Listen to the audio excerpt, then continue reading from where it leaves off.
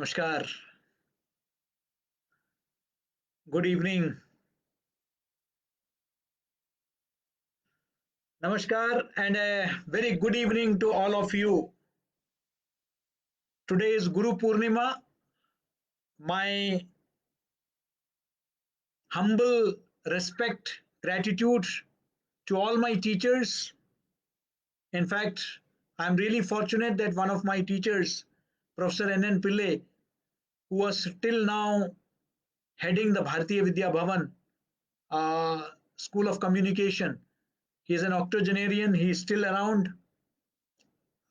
And he had set up the advertising and public relation department at the Indian Institute of Mass Communication.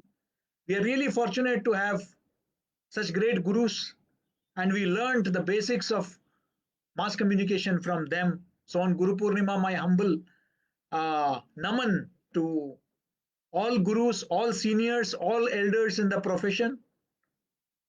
And today we are also blessed to have so many of our students doing so well. And it's really a delight to be on the Public Relations Society of India platform because I've been associated with this institution for quite long. Though most people are aware of my identity as a journalist, there are also some who are very familiar that I've also been an independent media consultant. I've worked as group media advisor to Dalmia Bharat Enterprises Limited. I'm a life member of the Public Relations Society of India, and I received the PRSI Leadership Award for Excellence and Contribution in the field of public relations. I've been teaching public relations.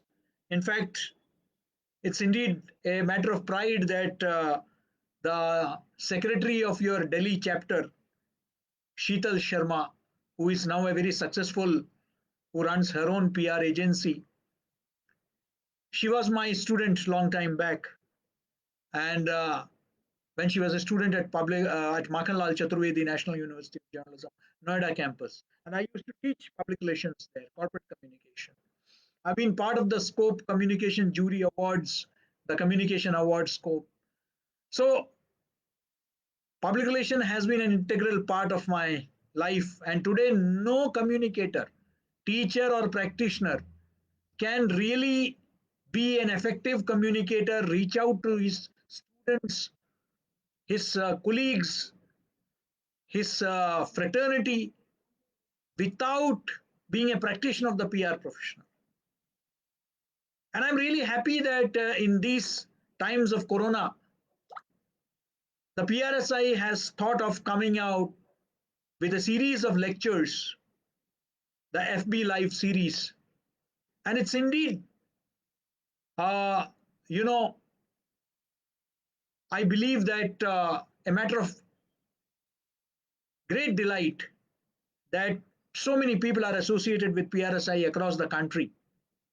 And it's important that the challenges before the profession are discussed on this platform. And PRSA has always been discussing these very issues under the dynamic leadership of Mr. Ajit Pathak. And the Delhi chapter has been doing wonderful work. They have a young team led by the PR guru, Mr. Suresh God, and Sheetal Jaya. Again, she was my former colleague at APJ. And I am really happy to see such a young team doing such a wonderful job. Friends, without much ado, let me come straight to the subject. Public relations today. In the in the digital era, what are the challenges? When I did as a practitioner, when I was practicing public relations, perhaps we were done for the day after releasing our press releases. Only the next day, we would be eagerly looking forward to the newspaper clippings, and that would make or mar our day.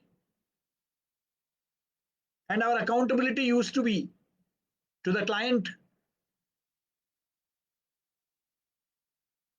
We would be presenting those clippings. They would be asking which all papers has it come.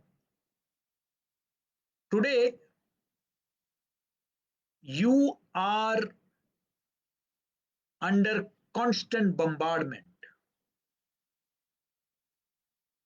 They say it's an infodemic along with a global pandemic. And today there is a carpet bombing on all platforms.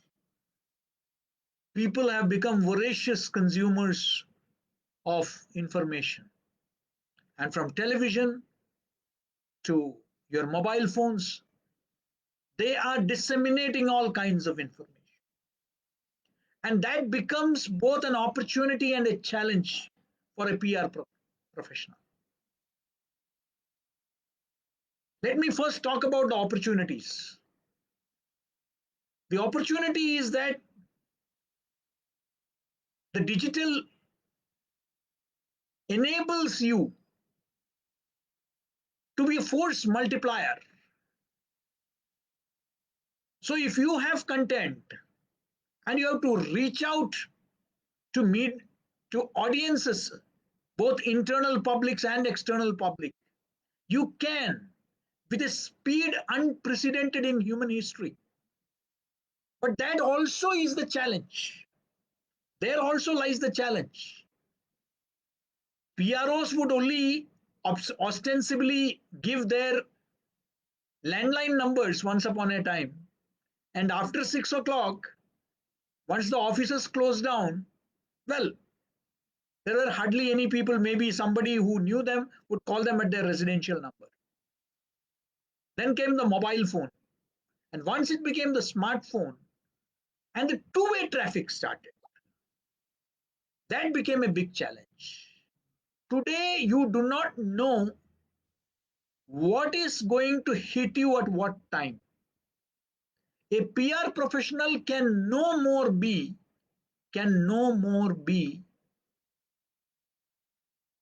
a 10 to 6 kind of a person. He has to be 24 into 7 into 365. He cannot afford to say that today is my holiday, so, well, I don't care. You have a huge audience there, which they say they used to use the word trigger happy. Now it is Twitter happy. So it can be Twitter happy, it can be Insta happy, it can be LinkedIn. Of course, TikTok stands banned as of today. You never know what will come, what will hit you. I will cite 3 instances because as a student of mass communication, I still continue to watch every event from a communicator's perspective. How somebody has been effective, how somebody or some institution has failed, what better could have been done. So I keep studying every breaking news. For me is how they have dealt with it. And this is a big challenge before today's central governments, state governments, and therein lies the opportunity. I know of governments who have engaged PR professionals, PR agencies in a big way because of Corona. They know that they are the information and public, with all due respect, the IPR departments are certainly not equipped to deal with today's generation in the way the agencies are. That's unfortunate. They need to be. When I was the DG at IIMC, we trained many state government officials. But today I come to know that some of those very state governments are engaging PR agencies. So that's a failure on the part of the IPR department. Because public relations today has become a very demanding profession. It calls for hardcore professionals. And if you have a lackadaisical approach to the entire profession, then certainly, even your own governments are not going to trust you. So that is why there is a great demand for PR professionals today, because people want to communicate. There is so much of misinformation, disinformation, fake content, you name it. And governments want to counter it, put their own perspective, and how to go about it, but to have professional people. So therein lies the opportunity. But the challenge, I'm going to narrate three instances wherein I will begin with, you know, say, for example, let me look at the political scenario because a lot of people are going to be engaged now that Bihar elections are coming, Bengal elections will be coming. Already they have started hiring different political parties, politicians have started hiring PR. So there's going to be a great demand for that. So let me look at it from a PR perspective. Just look at it how things work. The Prime Minister, after the recent India China standoff, lands in Ladakh. In Nimu, he visits a hospital, addresses the injured troops. Within minutes,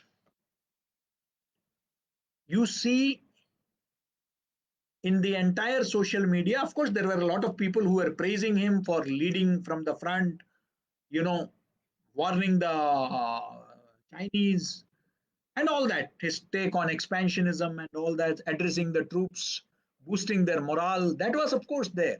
But then there was a very, very powerful narrative which went against that entire exercise, which showed camera that there were, you know, uh, you had in that room PowerPoint, the presentations were being made, and that was a room. How can that be a ward? There were no, you know, people, doctors around. There were no nurses around. There were no tables or medicines around. All kinds of stuff. People had actually drawn on the photograph to show the machines, which were basically communication machines, to show that it was not a ward. No, immediately the ADG PI of the Indian Army, the Ministry of Defense, had to immediately, he could not have said that, well, my job is over, Prime Minister came, the media covered, that's it. He had to be constantly monitoring the social media. And the way it went about, ADG PI had to come out with immediately a rebuttal saying that no, the real facilities at the Ladakh, that hospital has been converted into a COVID hospital. And so that the soldiers do not get affected by corona, they were shifted to this temporary premises which have been created especially for that. And that is how the Prime Minister addressed. He went there. That is why those projectors were there. So it used to be a presentation room for the officers. So that has now been converted. Now, it had to come out with a clarification because things were going out of hand. Now, this can happen only if you are vigilant. Your PR machinery has to be on the vigil. You cannot afford today to say that, well, PM came, went, now I have nothing to do. You have to be constantly on the vigil because you never know what can come. The second instance that comes to my mind is when the Congress party announced that they are going to send 1,000 buses for migrants to Uttar Pradesh government. And the UP government accepted it prima facie. Then started coming out stories that there were a large number of vehicles which were actually two-wheelers, their registration number was given, and all kinds of stories that some were trucks, some were vans, some were cars, some were two-wheelers. Now that gave a lot of bad press. So the first and foremost thing, when you are going to engage in an exercise, whether it is the government, the state government, the central government, the opposition, you need to cross check before you go public. Because in this digital age, There are people who are waiting 24 into 7. I am an ordinary mortal. Even I feel that, in fact, some of those who are following me on Twitter, some of those who are on my Facebook page, are not necessarily people I know of. They are there to keep an eye on me. They could be your professional rivals. They can be, doing it just for the vicarious pleasure. Somebody could be your ideological opponent. Somebody could be your political opponent. It could be anybody. The point I'm making is that today there is nothing like privacy. You are being constantly monitored if you are in public life. You means your institution, your organization that you represent, it's a public institution. It could be a private enterprise, but it is in public domain. It may be a company. That is where I talked about TikTok. Now, TikTok, I remember after I left IIMC, TikTok even conducted uh, a training workshop for IIMC students in Delhi, in Amravati, and all those places. Now, they came out, if you remember, during this Corona period itself, they came out with a series of advertisements saying "Mat kar forward," because that was a response, a reaction to the vehement criticism on the social media that a lot of vicious content, which spewed venom, which was vulgar, which was obscene, which was about hate speech, that was being disseminated on TikTok. And there were a lot of criticism against TikTok. Some people said it is not compatible with our culture, with our society. All kinds of accusations were made. So TikTok came out with this. But unfortunately, the content did not change. Now, there are, of course, people who argue that, well, it's a flat world. Uh, what can TikTok do? That is not what it is meant to be doing. It is meant to be a forum where everybody can express their views. Well, it doesn't happen like that. And in a conservative society like ours, in a sensitive society like ours, where you have multi-ethnic, multi-linguistic, multi-religious character we have, the sentiments have to be taken into account, that nobody's sentiments are hurt. We have people speaking different languages, following different faiths. That has to be taken into account. So everybody and anybody cannot have the freedom to come and say whatever they want. As they say, your freedom ends where the other person's nose begins. So it cannot be free for all. There has to be some kind of checks and balances. But yes, platforms do have checks and balances. But then, are the people who are using it, are they media literate? Are they aware of these checks and balances? You are catering to a segment which is also semi-literate, if not illiterate, which is large in size, which cannot understand certain things like, that a video can be morphed, that something can be doctored. And so that is why you have incidents of mob lynching and others, like what happened to those sadhus, because a video was circulated saying that, you know, those sadhus were engaged in abducting children. Now, there is no media literacy. Now, when that kind of a thing happens, isn't it the responsibility of the platform to ensure that the platform doesn't become a vehicle of hate speech, of communal content, of sectarian content? That is the responsibility. But without doing that, you went on an advertising blitzkrieg saying that, well, mat kar forward. Why are you allowing it? Only then the forward takes place. The forward will happen only once it is on the platform. Your focus is on the forward. Did mat kar forward. But why are you allowing it in the first place? Why there are no checks and balance? Why there is no education? The kind of money that you are spending on advertisement, on other things, why were you not doing a media literacy program for all your users? I know it is a user generated platform.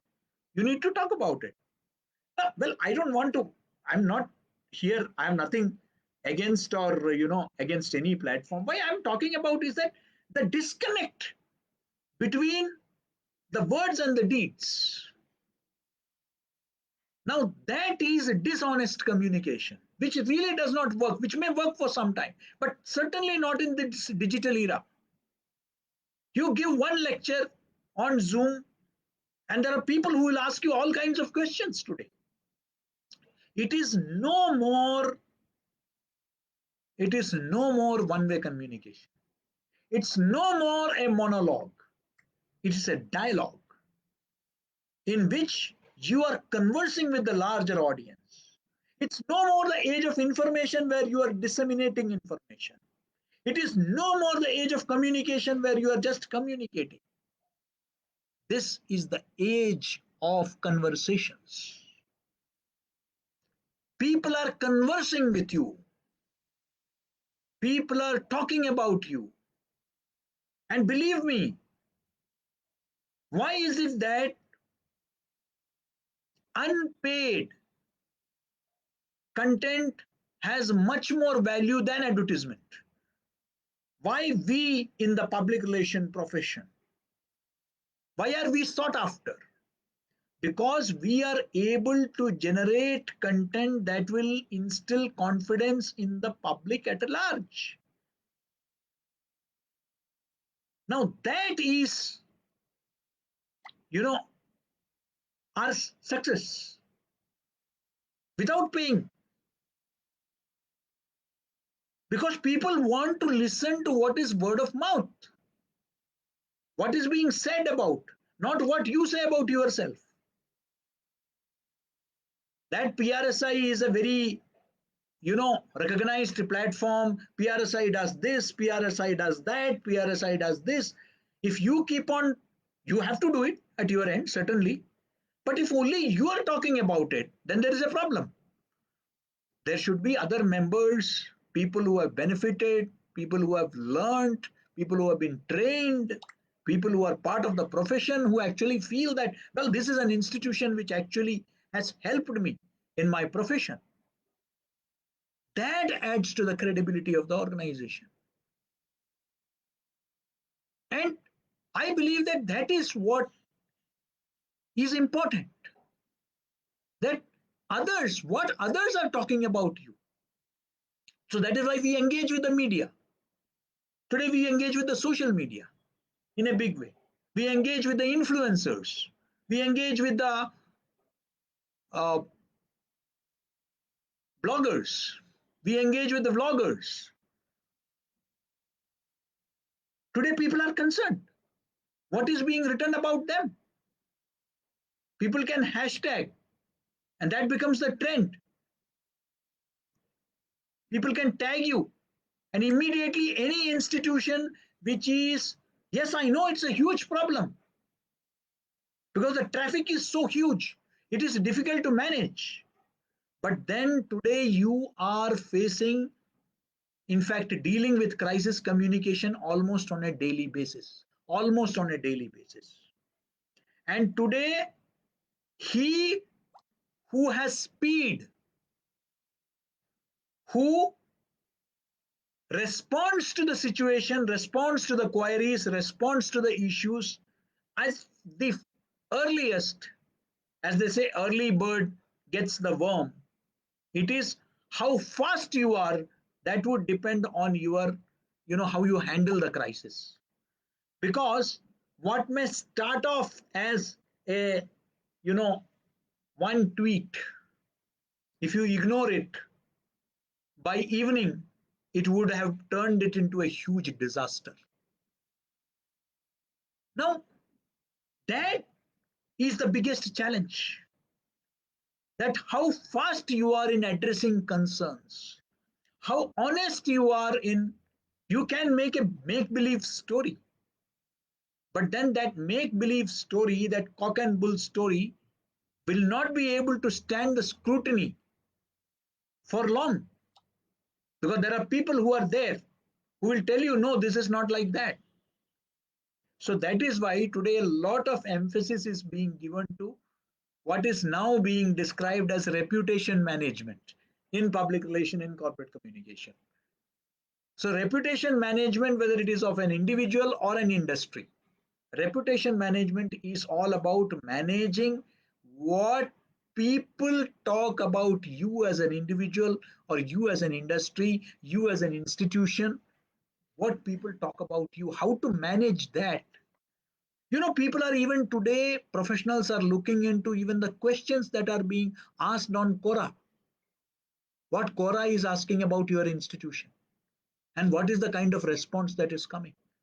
I know of institutions which have said that, well, we are really facing a lot of problem with regard to Quora, the kind of questions that come and the kind of answers that are coming. If an institution says that, well, we care for so and so, you know, for our students or our staff, there will be some disgruntled element who will be immediately doing a hashtag saying that you don't care. Now, how to respond to that, how fast you can respond, and how substantively you can respond, that will decide, you know, how credible you remain in the market. Now, friends, for this it is important that we need to understand that the biggest challenge in digital challenge, of what you call it in the digital era, is that today a lot of people are certainly on digitally platforms. A lot of companies are there, but I'm sorry to say that many people who are using these platforms do not know the nuances, the differences between these platforms. They are not one and the same. I'm sorry. No effort is being made by many companies to study the difference between, because it is understanding of these platforms. Each and every platform is different. It's not just the numbers that matter. It is the audience, the difference in the audience. Facebook will have an audience which is comparatively lighter, who are there for the fun of it. And Twitter has a much more serious audience. So you will have all the ministers, all the politicians, the intellectuals on the Twitter. You are talking to the influencers on the Twitter. On the Facebook, you are talking to the young generation, which wants to project itself with photographs and all that. Insta is far more younger, you know, the celebrities and the wannabes, they're all there. You need to understand the audience, who is watching what. Till yesterday, it was TikTok. Now you have Chingari, which has come, which has seen a lot maximum downloads. So we can expect many more new Indian platforms to come to the market soon. But we need to understand what is the LinkedIn is for professionals. So I need to, if I'm going to treat all of them in one way, look, I have to give content for everything. The same content goes on FB, the same content goes on Twitter, the same content goes on Insta, then there is a problem. There is a disconnect. Yes, it means it's much more time consuming. And as I told you, it's no more 10 to 6. If you have content, I mean, look at it. It is like you may have for your YouTube channel, you can have a documentary. You had a documentary those days, every company would come with a documentary. But today, when attention spans have been reduced to few seconds, how do you think a documentary on a Nalco or a Belco or a Sail or a Tata's, who is going to watch? For that, there would be a different audience. There would be a captive audience of shareholders, of people who are watching some presentation or something like that. But other than that, the common audience, why should he be interested in a 30 or 40-minute documentary on what BPCL is doing or what IOCL is doing? Sorry, unless you have a captive audience, documentaries don't have a. So then, what do? You need to capture their attention with maybe. I mean, I was very happy the when this event was being planned. So I was asked to send a bite. So I briefly talked about TikTok and sent a bite to Godsap. So Mr. God responded very fast and said, "Well, this is good. Thank you. We are sharing it on FB, but I want something for Twitter. That should be of a few seconds." So I said that good.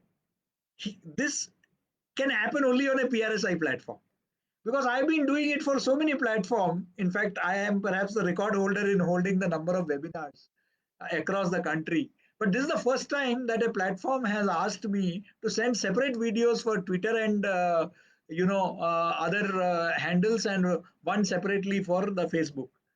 So this means an understanding that what is it that people will watch on a Twitter, what will it that people will watch. So I need to understand the audience. Who is the audience there?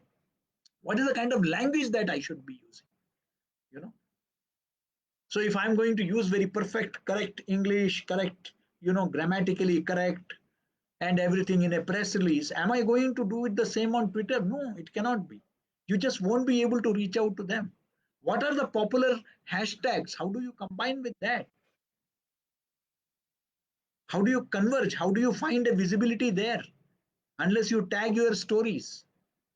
Otherwise, it will just reach some of your followers. That's it. How do you reach out to a larger audience? So you need to, go in for those hashtags. Now, this has to be understood. I was watching the different digital platforms of television channels. Now, NDTV, for instance, has, of course, a television channel. I think Times of India and NDTV are the among the two people with the maximum digital presence. I mean, in terms of followers, they have the highest number of followers. I think 14 and 16 million, perhaps. But they have a mobile journalism vertical, NDTV Hop, and I was watching that. Now that carries. Now who watches mobile journalism Mojo? TV programs on mobiles. Obviously, not you and me. I still have two television sets, one in my drawing room, one in my bedroom. I need to watch it. I'm a conservative media consumer even now, though I use social media extensively. But the person who watches that, now he is being given that content on a vertical, and the content is light. It's not that heavy stuff. So I need to understand what is the taste of my audience and accordingly prepare my content. Today is the era of visual storytelling. Visuals make all the difference. Powerful visuals. And that today people remember that, you know, the powerful visuals. You look back at any of the stories of the past, any incidents of the past, whether it's a terror incident, whether it is a war, you will remember those pictures. During the Syrian migrant crisis, that small boy washed ashore that sea made perhaps the most powerful comment on migration. Here also during the lockdown, when we had the migration, you had a child playing with the the sari of the dead mother on a railway platform. Very powerful image. The Vietnam War. You remember so many things, that incident is good enough to tell you the entire story. So visual storytelling is today important. Are you able to tell those stories digitally, those success stories? Now that is the big challenge. So friends, I would just like to take another 10, 15, 10 minutes more to and then I will take the questions. So I need to understand also the requirement of my client. So what is most important today is that if you ask me that what is it that a PR professional's biggest qualification is, I would say, if you ask me, and I would say that bluntly, it's about articulation, it's about writing skills, it's about public relation, it's about meeting people, being an extrovert, all that is fine. The biggest qualification, if you ask me, it is empathy. Are you able to get into the shoes of your client, partner, whatever you call it?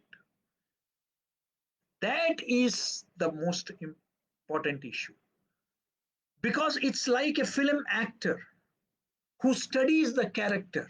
Say Bajirao Mastani, you actually become Bajirao there. You become actually Mastani. You read their history, you visit those places, you actually come to that place. Yes, I get into that. Now, unless you get into your client's shoes, understand their requirements, understand their limitations, understand where exactly their audience lay, there is no point. Now, a company with a fixed, now I know of a company in my, a friend's company who manufactures iron grills, you know, lohe ka kaam, basically, small, small scale industry. Now, honestly, he doesn't need, because his clients are already fixed. Now, he will not require the kind of platforms that perhaps a Zomato requires or a Flipkart requires. Now, or some other food company or FMCG company requires. No, his requirements are different. So if I'm going to suggest that, digitally is for you, honestly speaking, for him, digital is only helpful to the extent that he has a website. People check his credibility, whether this company exists or not, what are its profile. So he should be going for a conservative digital presence rather than a TikTok or a Chingari or a, kind of, that really won't help him. People are not going to, his customers are not, certainly not going to. So you need to have a tailor made approach, not that, oh, it is digital, so let us bring everybody into a digital kind of a thing. It doesn't work like that. So I need to understand the requirement of it. So the most important thing is, having that. Second, we have moved away from the era of, as I said, communication to that of conversations. In, you know BBC, I have friends in BBC who tell me that now the bosses at BBC at the London headquarters are no more looking at how many stories have got how many likes, how many impressions they have got. They are not interested in that. They are actually now looking at the engagements. How many people are reacting? How many people are giving their comments? How many people are, you know, giving their feedback? Now, that is the most important thing. What is the feedback? Now you have state government, central government, everybody is on a PR overdrive about what they are doing for Corona. Certainly, Corona cases are going up and there is concern. Even as some people are claiming success, by then, another couple of cases come up. So, so they are in a PR overdrive to say that, look, this is what we are doing, this is what we are doing. But if the feedback mechanism is not there, people will only laugh at it. You have seen how so much, and I'm not singling out anybody, but there was an app brought out by the Delhi government which talked about the availability of so and so beds in their app. And it turned out that when people actually went there, it turned out that those beds did not exist. Now, there was a mismatch between what was claimed.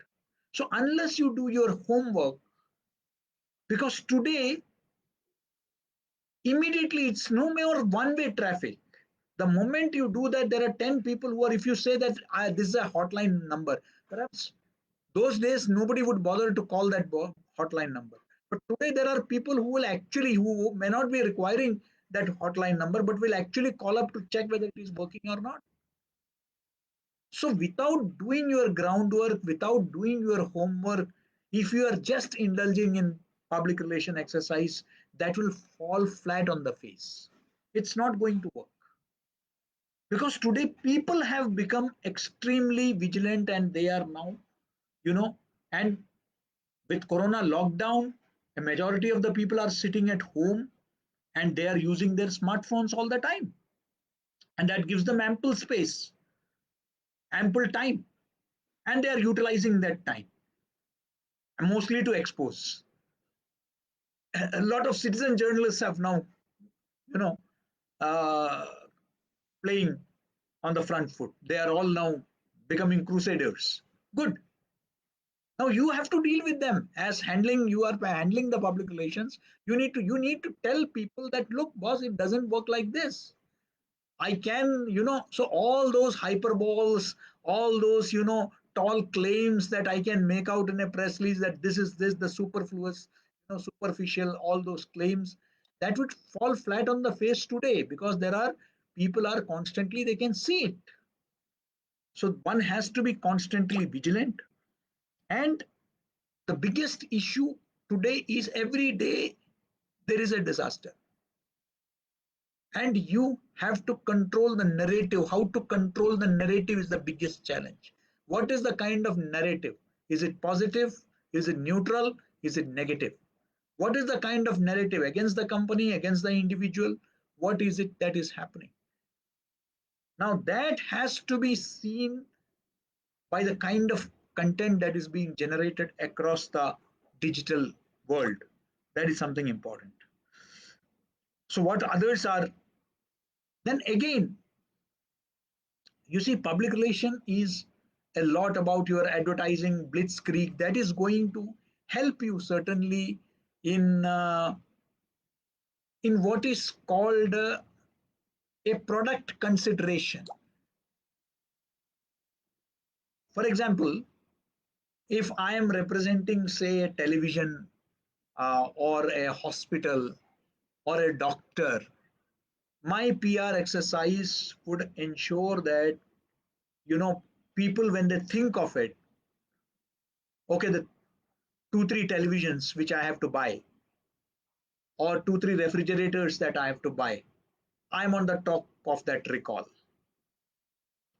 But it is conversions that finally matters. Of that top recall of 3, how much is actually going to be converted into a purchase? Therein lies the challenge. And that is where my role comes. So an advertisement campaign can do all kinds of, talking about yourself, the product, the greatness of the service, offered, the network of dealers, the network, and all that is fine, the lifestyle. But then at the end of the day, it is also about how to convert that into a purchase. So, from consideration to conversion. Now, that will happen only when there is credibility. And credibility comes through word of mouth, through third party endorsement. When somebody says that, yes, I have. Now, there also some people are manipulating. You and I know that. I know of companies which have put some executives or BPOs only on the job of putting out good things about yourself. But then there are counter platforms like Quora. So today people are not just looking at all the, ballads being sung for in your praise. People are also looking at, they are putting in keywords to see negative comments. So if you think that only by putting few people on the job to put, I remember working with small magazines in my initial years as a journalist. There, My uh, boss will tell me that you look so not many letters this week. So letters to the editor used to be very important those days. So he would say that write some letters and then we will put it. And all the letters used to be only praise. What an article! Are you are a great publication. This that. Those days are gone now. Now you will see a lot of publication. I have seen Outlook, The Week. In fact, they ensure that there are critical articles, also critical, letters also are given. So that is also important. Now, friends, I think that I have spoken for 40 odd minutes, but just before I call it a day, at the end of the day, it is all about human stories. I believe that that aspect will always be there. How to tell a good story. Public relation, like journalism, is also about telling stories. If it's about an NGO, whether it is about a new product. I remember training researchers at a TERI many years back. Those days, 100% electricity was not there. And TERI came up with a lamp which was rechargeable. And they came out with a campaign called Light a Billion Lives, LABL. And those lamps were sent to remote parts of the country. And I remember that those lamps, the initial stories were, well, these lamps have been introduced and all that. They were just not picked up by the media. Then there were stories when we trained them about how a girl's life in one of those villages where this lamp was introduced, how it changed, that she could study today more, how it changed that somebody who was a grocery shop owner, he had more sales in the evening because the light was there. These human interest stories made all the difference. So even today when we go for these, I go for these jury meetings and all that, I tell them that why don't you tell stories? You need to talk about those stories. When you say that we planted so many saplings, we did this, I mean, I would be happy telling a story about how the entire area has become. I remember that documentary, beautiful one. I don't know how many of you have seen it. I saw it at a PRSI conference only. I think it was in Hyderabad, wherein the Tatas showcased how they actually showed lush green fields, water, a lot of water. And then they asked a question, where do you think is this place? And anybody would have said that, well, it could be Kerala or it could be Assam. I mean, one of those water rich kind of a place. And then they responded saying that no, this is Rajasthan, in the desert areas of Rajasthan. Now, that's what stories are all about. How to make it interesting, how to turn facts, numbers, very boring numbers into stories. That's where the challenges lie. And finally, content will always remain the king, whether it is journalism or public relation. But then we have to ensure that our content also come with a lot of truthfulness, a lot of transparency, because otherwise it gives you a lot of bad name. I'm not referring to anybody. I don't have any grudges against any systems of medicine. But the entire fiasco surrounding Coronil happened only because there was not transparency. You know, if it was about that it would boost your immune, that the permission was sought for boosting the immune, if these clarifications were given right at the outset, rather than a claim sought to be made that it is a cure for COVID 19, it's a huge company which has given the MNCs a run for its money. And I'm sure that, a little more transparency, a little more honest communication would have saved it in terms of image, in terms of the kind of, narratives which were carried in the social media. I think it could have been much more credible. I'm looking at it purely from I'm not looking at it from any political or ideological angle. I'm just looking at stories from a PR professional's view. I think that maybe that could have helped. So these are lessons that we learn. So we need to actually look at each and every story that we go through. I'm sure that, uh, these stories, they hold so many lessons. Digital era is certainly a force multiplier.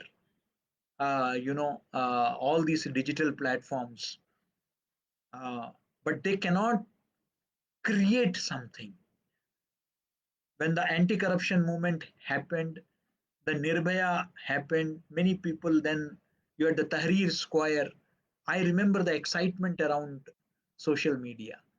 So many people came and told me, sir, look, thanks to social media, anti-corruption, Anna movement has happened. Thanks to social media, Nirbhaya has happened. So I said that no, no, no, movements are not created by platforms. We are the anti-emergency movement. No social media platform, no media. Media itself had gone underground. But then that was such a powerful movement. Movements are created by people. It is the platforms which magnify it. So we need to understand, distinguish this basic difference, that ultimately it is about our product, our services, our credibility, and platforms are there to magnify it. And the last line is that they say that eternal vigilance is the price of liberty. As a PR professional teacher, I would say that eternal vigilance is the price of credibility. You need to be eternally vigilant to remain credible. On that note, uh, thank you. I would like to conclude my presentation. I would like to take some questions. And I am right now on two platforms. Ansh Foundation is also collaborating with PRSI on this, and Anjali Gupta is there, and I am on their platform also simultaneously. So I would like to answer many questions that are being asked. So you have Sujata Hyderabad, how a PR has to handle in the villages regarding manufactured product to prove his credibility against his competitors. Kindly answer. Well, Sujata, again, it is about storytelling. I'll tell you, there is this girl, Vrundan Bavankar. She is working in a remote village in, uh, you know, Vidarbh in Maharashtra. Those areas where you have a lot of farmer suicides. She was training to be a pilot when she went to her grandfather's village and found the village in a bad shape. The school building was not there. She decided to set up a, you know, uh, set up a small workshop wherein they made paper and pencil and pen out of paper. So it is a disposable, biodegradable pen and pencil. So believe me, in couple of years, every woman in the village was earning up to 700 to 1000 rupees. Now that's no small amount in that part of the country. And they were able to rebuild the school in the village. And when I recently met her, she said that now I'm looking at how to manufacture biodegradable refill. Good work is happening, and people are ready to tell the story. So you need to tell the stories. That is important. You have to make it. If she says that biodegradable pens have been launched, maybe that would end up as one of the product stories and may not even find any, you know, before the competitors. But if you tell the human story, how it is going to change, you know, bring about change in a village, change women's lives, change education. I'm sure there will be many takers. I know of many institutions which are buying her pen and pencil today. Thank you, Vinay Krishna Bhatnagar ji. Rahul, what is branded content? How it is useful? Please answer. Content, you see, I would say that, it is like asking that, do you like art films or do you like commercial films? For me, there is only good cinema. So it can be an Amir Khan or it can be an Irfan. Now it depends on, today it is about how you are able to get a response from the people. I remember Parleji used to sell biscuits. I don't know, of late, have you seen Parleji's advertisement? Of late, if you see Parleji's advertisement, it talks about a story. The biscuit comes much later. It is about a mother who is neglected virtually by her son and daughter-in-law, who feel that the mother is outdated and outdated furniture in the home, who doesn't need to go for parties and watch movies. So the son and daughter-in-law come back home and they see the mother, you know, going through an old album. That is when the son feels emotional, because in that album his childhood photograph is there. So she dozed off in her chair just looking at that. So then he realized that how much he matters to the mother. And next day he prepares tea for her in the morning, and along with that he serves Parle-G biscuit. Now, because Parle-G, when it was introduced in the market, it carried glucose, Parle-G. But now every biscuit has glucose. So, what is so great about it? So, they are now telling a story, an emotion. So, it's about stories. Content is also about, good content can be told by anybody if it is about. So, a lot of advertisements that you see today is about achievement, is about all these. They are stories, because products don't have much to offer. They are almost the same. Now, thank you, Nivedita, for joining. Thank you, Mr. God. Um, well, Mr. Bhatnagar, thank you. Thank you, Sheetal. Should a PR professional go for a skill upgradation course on digital media? If yes, any suggestion for Mica digital marketing? I would not like to specifically recommend any course, but I believe that any professional, for that matter, today a lot of online courses are available. Organizations like Coursera, they are offering a lot of online courses. Go for a digital course, because you are all working professional. I have always believed that your education doesn't end once you complete your post graduation or your PhD. Education is a lifelong process. You have to keep learning. I keep learning. I keep listening to people. I keep reading a lot of stuff, and that enriches me. And I think I'm also recently, now I have joined a course for digital transformation for leaders. So not for political leaders. Uh, Now I've joined that course. I don't know where, but I'm somehow taking some time out. So I think we should be constantly on a learning curve. I totally agree. But please go for some good online course from some reputed institutions. Yes. Jairaj, thank you. Sheetal Guru is like a yes, yes. Sunit Mukherjee, yes. Sorry. Uh, well, let me see some of the comments that have come on Ansh Foundation. I have tried to respond to. Uh, yes, I see a lot of people.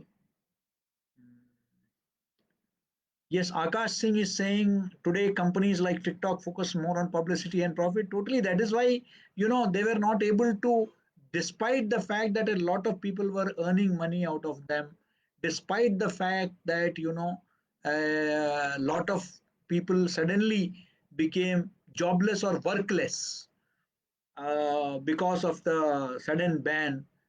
But you feel that finally there was no protest against it. Nobody actually came out, not just because the Chinese aspect was there, the national mood was there, but also because people knew that, at the end of the day, it was not a company which was really, doing something great.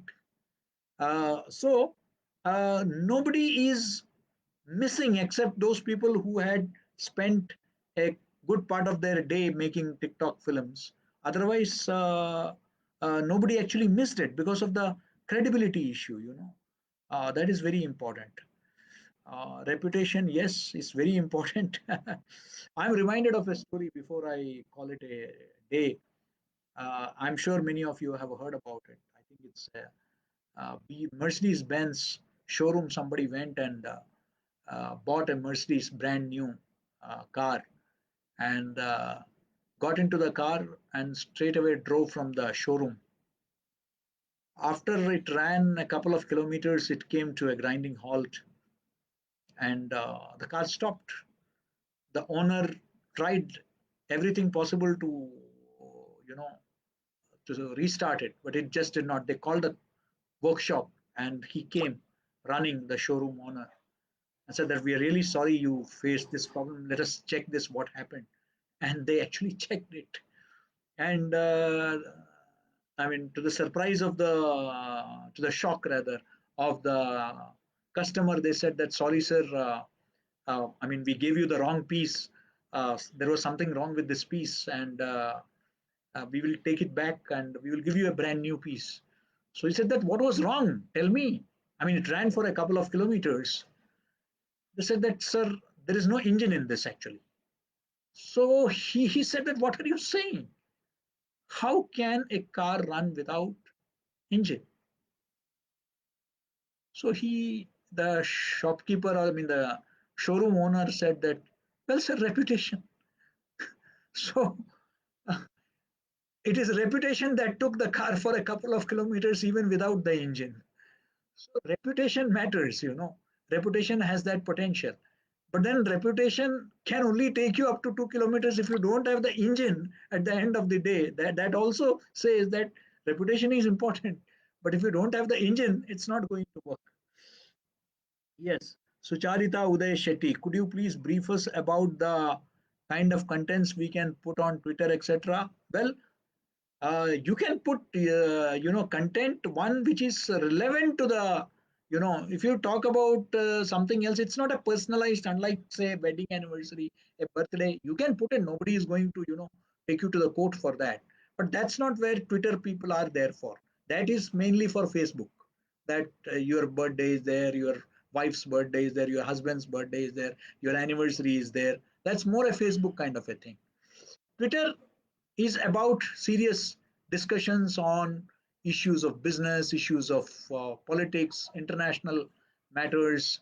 Those are the things that are generally, talked about in Twitter. So you need to talk on those issues which are more relevant, and they have to be said in as few words. It's since brevity, as uh, Shakespeare said, since brevity is the soul of wit, I shall be brief. So you got to be brief, even that it allows you only 280 words. So you can't go beyond that. But even in Twitter, I would recommend you put a video, you put a photograph, and certainly tag people who matter, who are related to the story. And you should have hashtags also to make it much more effective. Um, well, I wish that PR as honest and for just attractive approach. Well, as I told you, if you fool, you can't fool all the time. If it is honest, the credibility, people will, even the media houses will trust you more if you give them relevant information. You know. Uh, so this is a question from Anjali, that yes, unless you are honest about your information, I am not saying you reveal everything. No, but whatever you reveal has to be the truth. Whatever you disclose has to be the truth. You may suppress certain things. You will be subjective. You are not going to be objective like a journalist when you are a PR professional. The interest of the company is paramount. The interest of your client is paramount. But then whatever you reveal has to be genuine. You know, That is important. Well, nicely, thanks. Do you think in the new normal we need to have different approach to rural, with rural expected to grow? Absolutely, rural is going to be the new place. It has escaped much of corona. Delhi, Mumbai, Chennai, they are all the most corona affected, not the villages. Safely, thank God. Agriculture is going to boom this year as per predictions, and a large number of companies are shifting there. Migrants have shifted there. So I think that a lot of future you can. I think that now is the turn of the rural. People are shifting to the rural. So I think that yes, I agree. Ah, so on that note, I think that it has been wonderful talking to all of you. And should a PR professional go for skill? I think that I've answered this, Sujata. And then thank you, Rahul. Thank you, Sheetal. Thank you, Shifali. Thank you, Sunil Mukherjee. Thank you. Thank you, everyone. It was a wonderful session. Always a pleasure being with Public Relations Society of India, offline and today online also. Wish the young team uh, all success. I am sure that you will work towards the betterment of the PR community and improving the standards and bringing about excellence in the profession. That is your goal, and I'm sure that PRSI will work towards that. And whatever little, whatever might I can contribute to this, I will be delighted to contribute. On that note, thank you so much. Namaskar. Thank you, Ansh Foundation. Also, you're doing a wonderful job. You're talking about you know good human beings, about improving humanity. Great task. Uh, Great collaboration. I look forward to with Ansh Foundation also, between PRSI and Ansh Foundation. Great job and keep doing the good work. Thank you. Thank you so much for inviting me to this. And I loved being with you and I loved your questions. I hope it was of some use to you. Thank you so much. Thank you. Thank you. Bye bye.